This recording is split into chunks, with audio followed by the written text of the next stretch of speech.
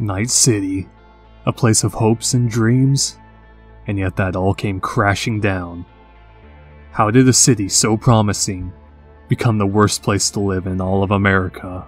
A place that started with such good intentions became nothing but a complete cesspool and the most corrupt center: prostitution, assault, drug trafficking, and cyber terrorism. All just another day in the life of Night City. Where did it all go wrong? Well, why don't we trace it back to the very beginning? Back to its very founder, a man by the name of Richard Knight.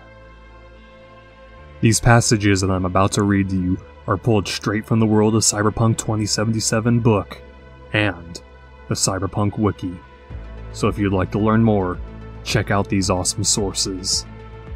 So now, without further ado, let us begin. This year, we celebrate the 80th anniversary of our city's founding. That's not long compared to the other cities of the NUSA, or anywhere else around the world. But, for such a young metropolis, we already have some mighty achievements. Over the course of those 80 years, we managed to build this city up from scratch, screw it up by turning it into a playground for gangs, corporations, blow up the city center with a genuine nuke, almost kick out the corpos, rebuild the city without the government aid, avoid the war with the NUSA, and finally, turn the city back into a playground for gangs and corpos. Not bad for less than a century, huh? Night City's story may not be very long, but it's intense, that's for sure. The history of our fine city began in 1994 with a rich and enterprising guy named Richard Knight, and his idea to build a perfect city.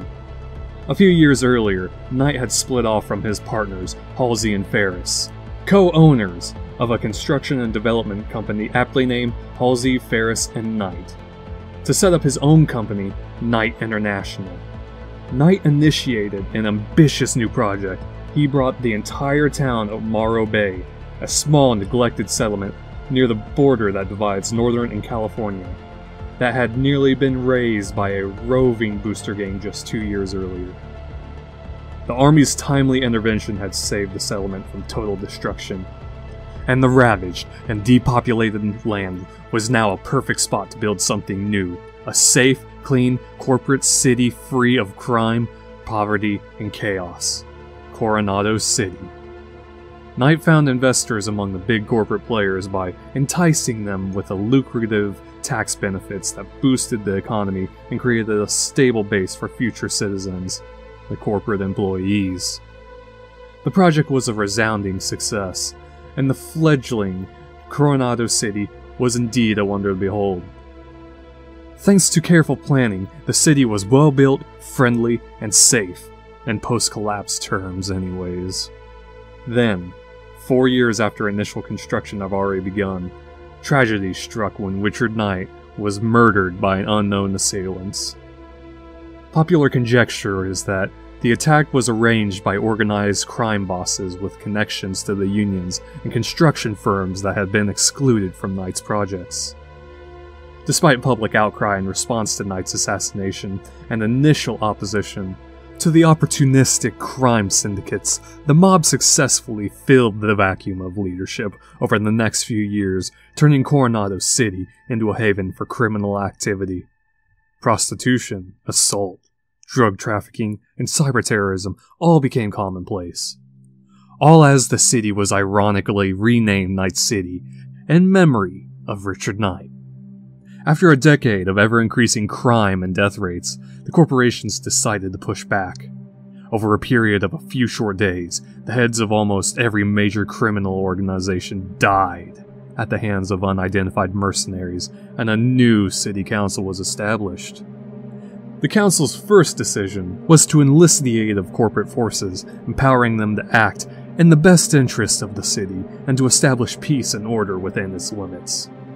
Most of the downtown and central districts were cleaned up within the next few months, and over the next few years, the most devastated parts of the city were pacified, razed, and rebuilt. Thus, corporate reign had begun. These were the beginnings of Night City. From that time, it's come a long way. The golden age, so to speak, of 2020 the Fourth Corporate War, and the nuke incident of 2023, the survival and the recovery periods between 2023 to 2040, and the Great Rebuilding between 2040 to 2060. Hey, we even managed to stay independent from the NUSA after the Unification War. That rich and colorful history inspired me to write this story. A journey through the districts of the modern Night City to show its countless faces and moods, intense, inspiring, thrilling, dangerous, and depressing. But each of them is an inherent part of Night City's spirit. So, are you ready for a trip? Now then, let's dig through some of the deeper details on all of this. Like, who was it that was backing all this construction? Well, by 1992, the megacorps Arasaka, EBM, and Petrochem were all the heavily investors in Coronado City, and Knight purchased the rights of large swaths of land surrounding the Coronado Bay from Petrochem in order to secure the land for the new city. And it was by 1993 that the construction for the city was well underway, and the bay had been dredged and the upper peninsula had been extended. Now then, let's explore more about the founder, Richard Knight. Who exactly was he? We know that he was with Halsey, Ferris, and Knight, and he put that behind him out of dissatisfaction with the work he was doing. So, by 1990, working on the hard office plazas and corporate structures were not enough for him anymore.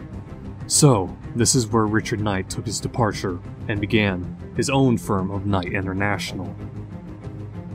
The ambitious young man, Knight, had a dream of creating a city of the future so grand that all the cities built before it and after would just pale in comparison. With immense design and visionary aspirations, he drew up plans for Knight International to make this city a reality. His next move was to secure the unheard amount of capital needed to finance this gargantuan project. In Knight's idealistic city, governments would be run by the corporations, allowing optimum zoning and no anti-business elements to interfere with corporate growth. Ideally, it would be capitalistic mecca of the world. By 1992, Arasaka, EBM, Petrochem had all signed on with Night City, and all that was left was to find the ideal location to build. So these three megacorps were the key players behind the founding of this city. Key players that we're probably going to be seeing in 2077. We know for sure that Arasaka is going to be the biggest and probably most threatening of them all. So just bear that in mind. So finding that ideal location, from the beginning, Knight was focused on the Central Californian coast due to its seaport potential, lush environment, and an ideal location for an intercontinental maglev. Interestingly enough, whilst drafting a buy-in package with Petrochem, it was discovered that the megacorp owned the rights of drilling and most of the land situated around the Del Coronado Bay region. So he wound up buying it all off of them. By 1993, Coronado City, Richard Knight's dream city, was under construction. Knight's plan involved a bay which accommodated bulk carriers, a picturesque old downtown, and a gigantic corporate plaza, the new heart of the city. During its construction, however, Knight International used a large number of advanced building techniques, and techniques which didn't include archaic methods being used by the older companies. His old associates, Halsey, Ferris, were now skived and excluded during the building process. Furthermore, they had unwisely joined with a local mob figure who had a domineering presence over the NorCal region. Via his scorned ex-colleagues, Knight received frequent threats to his life within the first 4 years of construction of Coronado City. A proud and self-reliant man, he typically ignored these threats. When these threats escalated, he called in for backup from his corporate partners, who dealt with the issues swiftly and ruthlessly. However, Knight's luck did eventually run out, as he was shot and killed in his penthouse suite, newly constructed Parkview Tower on September 10th, 1998. The killer was never found, and in his memory, the newly appointed city council again renamed from Coronado to Night City in his honor. Now, we can probably assume that old Halsey and Ferris didn't take too kindly to what he was doing, so those two likely hired a hitman or maybe one of the mob's lackeys to go out and do the dirty work. Who knows if we'll ever find out what happened there. Maybe 2077 might shed some light on this strange and dark history. Following his death, the next 7 years were bloody as a multitude of different powers and influence battled for control of Richard Knight's vision. Whilst corporations controlled the government and the corporate center, the mob controlled the surrounding businesses and outskirts. In this time, gangs backed by either the mob or the corporates began their ascent into power in one of the forgotten areas of the city known as the Combat Zone. Now for those of you who don't remember, the Combat Zone is that lawless area where pretty much it's every man for himself. It's where all the poor are forced into, and even the police are afraid to enter that area. It's where we see the Voodoo Boys in the 2077 trailers, and where we see Pacifica, so bear that in mind. This will be a zone that we see, for sure. By 2005, the mob had ousted everyone else and became the ruling force. The next 4 years were the dark ages of the Night City, with the mob ruling with an iron fist killing anything and anyone. In this time, notorious gangs like the Blood Razors and the Slaughterhouse formed, and Night City soon became the closest thing to hell on earth. After 4 years and countless blood spilled on the streets, the corporates had enough, and thus the mob war was started between 2009 and 2011.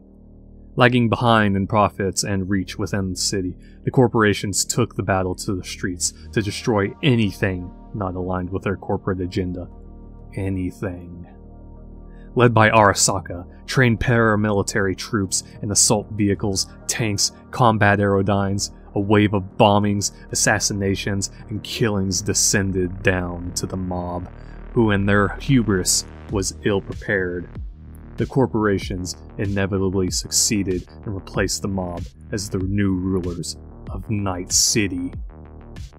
Following this, the corporations installed puppets in the local government and began the process of cleaning up the war-torn city. Night City's homeless problem grew out of control when the new laws stated that anyone without the finances to renovate their home would be removed.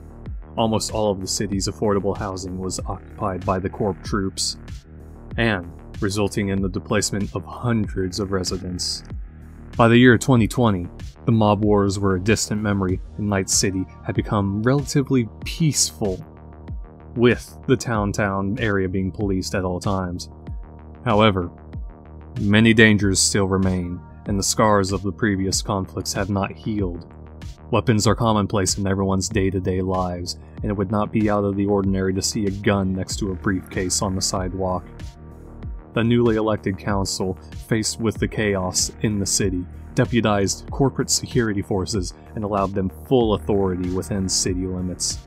The corporate and city centers were cleaned out and restored to their pristine state. The old Harbor Mall, originally built in the 1980s, was demolished and the new Harbor Mall constructed.